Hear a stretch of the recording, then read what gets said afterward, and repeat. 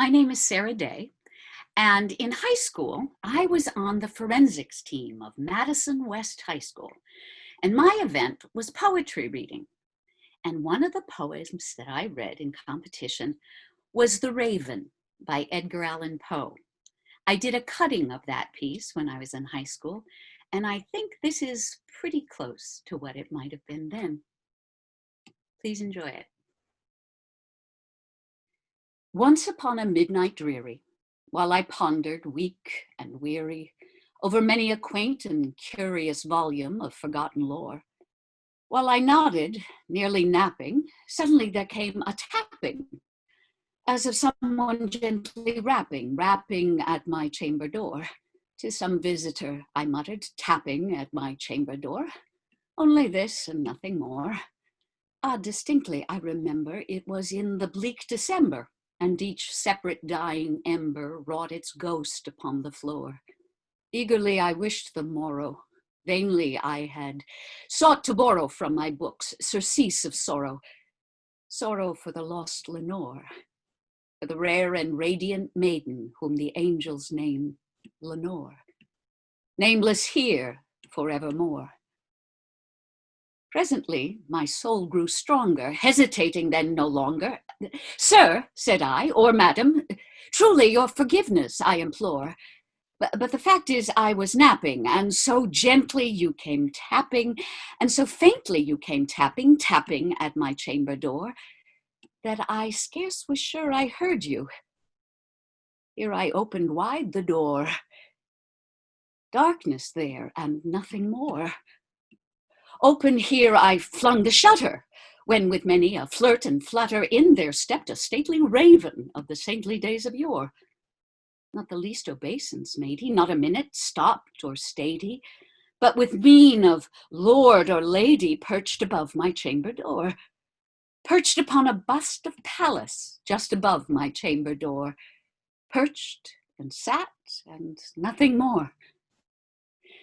Then this ebony bird, beguiling my sad fancy into smiling, by the grave and stern decorum of the countenance he wore, "Though thy crest be shorn and shaven, thou," I said, "art sure no craven, ghastly, grim, and ancient raven, wandering from the nightly shore. Tell me what thy lordly name is on the night's Plutonian shore." Quoth the raven, "Nevermore." But the raven, sitting lonely on the placid bust, spoke only that one word, as if his soul in that one word he did outpour. Nothing farther than he uttered, not a feather than he fluttered, till I scarcely more than muttered, "Other friends have flown before. On the morrow he will leave me, as my hopes have flown before." Then the bird said, "Nevermore." But the raven, still beguiling all my fancy into smiling, straight I wheeled a cushioned seat in front of bird and bust and door. Then upon the velvet sinking, I betook myself to linking fancy unto fancy, thinking that this ominous bird of yore, what this grim, ungainly, ghastly, gaunt, and ominous bird of yore meant in croaking "Nevermore." "Prophet," said I, "thing of evil, prophet still, if bird or devil, whether tempter sent, or whether tempest tossed thee here ashore, desolate, yet all undaunted on this desert land enchanted, on this home by horror haunted, tell me truly, I implore, is there balm in Gilead? Tell me, I implore." Quoth the raven, "Nevermore."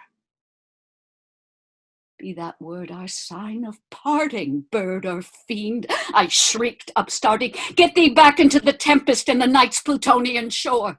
Leave no black plume as a token of that lie that thou hast spoken. Leave my loneliness unbroken. Quit the bust above my door. Take thy beak from out my heart, and take thy form from off my door." Quoth the raven, Nevermore.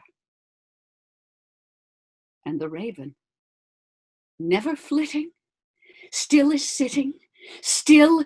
sitting on the pallid bust of Pallas just above my chamber door. And his eyes have all the seeming of a demon's that is dreaming, and the lamplight o'er him streaming throws his shadow on the floor. And my soul from out that shadow that lies floating on the floor shall be lifted